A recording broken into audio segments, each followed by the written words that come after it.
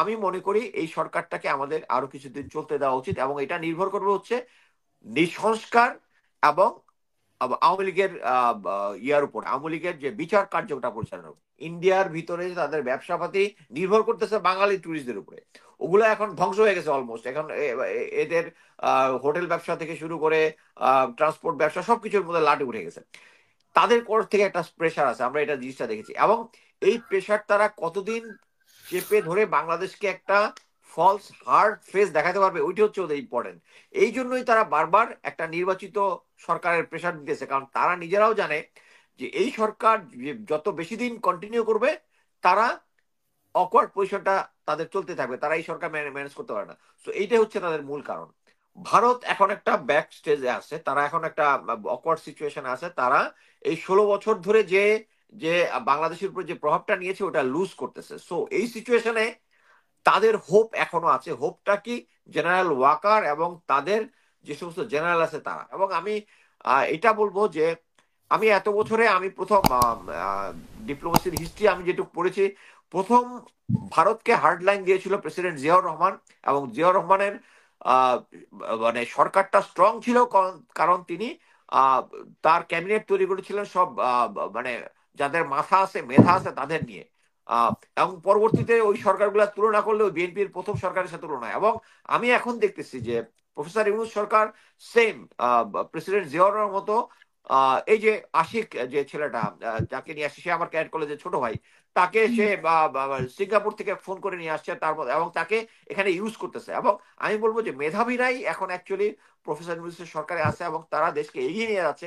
এখানে আমরা জনগণ হিসেবে চাই যে তাকে সম্পূর্ণভাবে সহায়তা করতে। এবং আমি মনে করি যে রাজনৈতিক দলগুলোর এখন নির্বাচন না চেয়ে তাদের উচিত এই নেগোসিয়েশনের মাধ্যমে একটা জাতীয় সরকারের একটা ফর্মে যদি গঠন করে, তাহলে আমরা এই সরকারটাই, এবং আমি মনে করি এই সরকারটা আন্ডারে যদি রাজনৈতিক দলগুলো যদি এই সরকারটার আন্ডারে কিছুদিন চলে, তাহলে আহ, যে সিস্টেম যেটা আছে যে সমস্ত জায়গায়, যে এখানে কোথাও কোনো একটা ইয়ার মধ্যে যদি বড় একটা কি শেষ বলে করবে। এটারে, হ্যাঁ না, কোনো কোনো একটা জায়গায় যদি যে সমস্ত মানিটারি ডিলিংস গুলো আছে, যে সমস্ত প্রজেক্ট প্রজেক্ট হয়, পাস যেগুলো হয়, এগুলোর মধ্যে এরা যেরকম ক্লিন ভাবে করতেছে, এই ক্লিন ভাবে করার ইমেজটা যদি এই সরকারের সাথে কিছুদিন চলে, তাহলে পরবর্তীতে যদি কেউ মানে যদি ঘুষ বা ইয়া করার জন্য এখানে আসি ইনফ্লুয়েন্স করার চেষ্টা করে, তখন কিন্তু এটা পাবলিক বা ইয়া যে পাবলিক কনসার্স যেটা তৈরি হয়েছে, এটা সামনে চলে আসবে।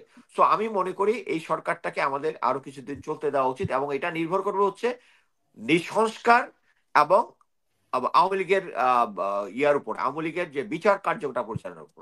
অজিত দোভালের বিষয়টা যেটা হচ্ছে, বিমস্টেক যেহেতু একটা বড় আকারের আঞ্চলিক কার্যক্রম ছিল, এবং এটার মূল লক্ষ্যই ছিল অ্যাকচুয়ালি বাংলাদেশ। সো আমরা অ্যাকচুয়ালি সাইড লাইনে দেখেছি যে খলিল রহমান ভাইয়ের সাথে অজিত দোভালের একটা কনভারসেশনের ছবি টবি আমরা দেখেছি। সো আমার ধারণা যে এখানে নর্মালি যেটা হয়, প্রাইম মিনিস্টার লেভেলে যখন আলোচনা হয়, কি এজেন্ডাগুলো হবে, এজেন্ডাগুলো আগে ভেটিং করে নেয় তার স্টাফরা। তা আমার ধারণা ওইটার আগে সম্ভবত দুই দেশের মধ্যে একটা আন্ডারস্ট্যান্ডিং হয় যে কোন টপিক গুলো নিয়ে কথাবার্তা হবে, ওইটাই সম্ভবত হয়েছে। এবং প্রত্যেকটা ছবিতে আমি দেখেছি যে Ajit Doval is an awkward, মানে তার ফেসিয়াল এক্সপ্রেশনটা ছিল অকওয়ার্ড। সেদিক থেকে খলিল রহমান ভাই ছিল বেশ সপ্রতিভ। সো আমি মনে করি যে এইটাই হচ্ছে ওদের মানে মূল কনসার্ন, যে তারা বাংলাদেশে যেহেতু তারা এখন একটা এমন একটা ডিপ্লোমেটিক সিচুয়েশন আছে যেখান থেকে তারা এতদিন 17 16 বছর ধরে তারা অ্যাডভান্টেজ নিয়েছে।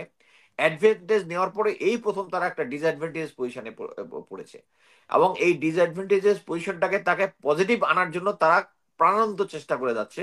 বাট এখন পর্যন্ত ইয়া হচ্ছে না। এই যে তারা যে বারবার ইনক্লুসিভ নির্বাচনটা বলতেছে, যে এর কারণটা হচ্ছে তারা আমাদেরকে একটা ফলস ফ্রন্ট দেখাবে। সেটা হচ্ছে যে তারা এখনো এই যে আহ, আহ, আপনার ভাইরা যেটা ডিসকাস করলেন, যে ইন্ডিয়ার ভিতরে তাদের ব্যবসাপাতি নির্ভর করতেছে বাঙালি টুরিস্টদের উপরে।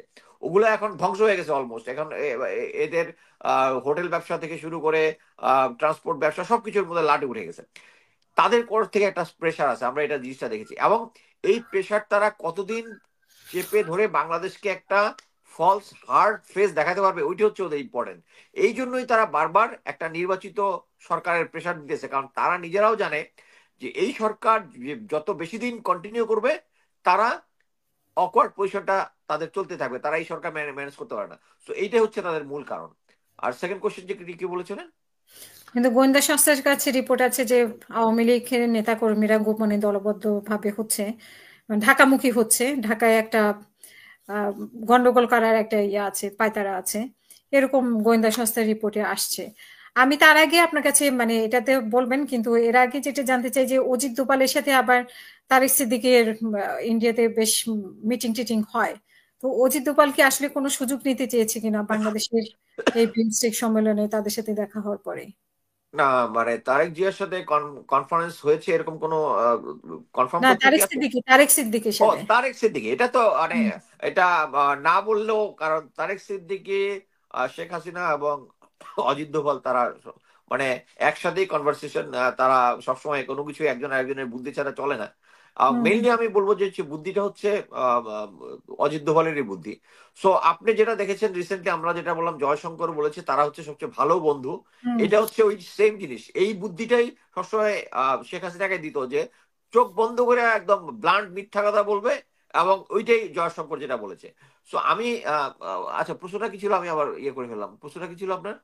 একটা ছিল যে তারেক সিদ্দিকের সাথে যেহেতু অজিত দোভালের সবসময় মিটিং টিটিং হয়, মিটিং হয়, সিটিং হয়, শেখ হয়। হাসিনার সাথেও হয়, সে জি, কোনো সুযোগ নেওয়ার চেষ্টা করেছে কিনা বিমস্টেকের? অবশ্যই, অবশ্যই। এমন খলিলুর কথা হচ্ছে, রহমানের সাথে আমি যে কথা হয়েছে। আবার আবার হুম, আমি সেম জিনিসটা যত জায়গায় বলি, আবার আমি বলি, সেটা হচ্ছে ভারত এখন একটা ব্যাক স্টেজে আছে, তারা এখন একটা অকওয়ার্ড সিচুয়েশন আছে। তারা এই 16 বছর ধরে যে যে বাংলাদেশের উপর যে প্রভাবটা নিয়েছে ওটা লুজ করতেছে। সো এই সিচুয়েশনে তাদের হোপ এখনো আছে। হোপটা কি?